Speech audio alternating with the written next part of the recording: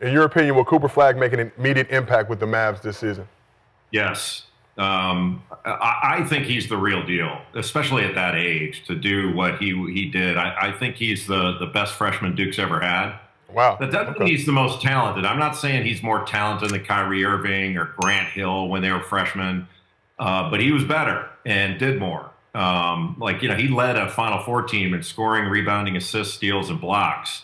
And I think if you watched him play, you knew he's the real thing. Now, how great is he going to be as a pro? I think he's going to continue to get better, and he'll be a great pro. He's got an All NBA future in my view, and in my view, he's equally as good as a defender as he is an offensive player, and he's a formidable offensive player. But you can play him all over the floor, and he's ultra competitive. And I know there are a ton of guys that are top prospects every year that are competitors. But he's on the upper tier of competitors I've seen, and he takes it seriously. He's way more mature than his years. I haven't seen many guys that had this level of maturity at that age. It's really hard to fathom, honestly. Cooper Flagg, best freshman Duke history. I played at UNC, seen a lot of freshmen. You don't think Zion Williamson is the best freshman ever?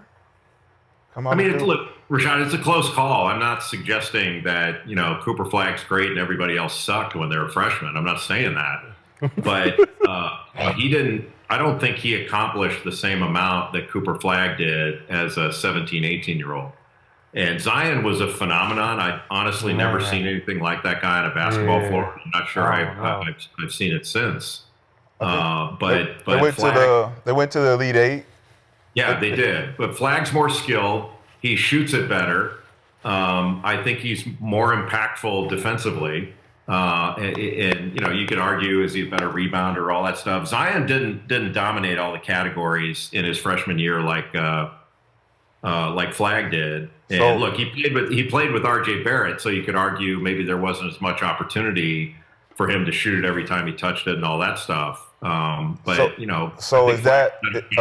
are we talking stats that's going to make him the best statistically being there, or are we talking about what we've seen with our two eyes? Like, I didn't see Cooper dominate like Zion Williamson dominated. People were scared of Zion and both sides of the floor.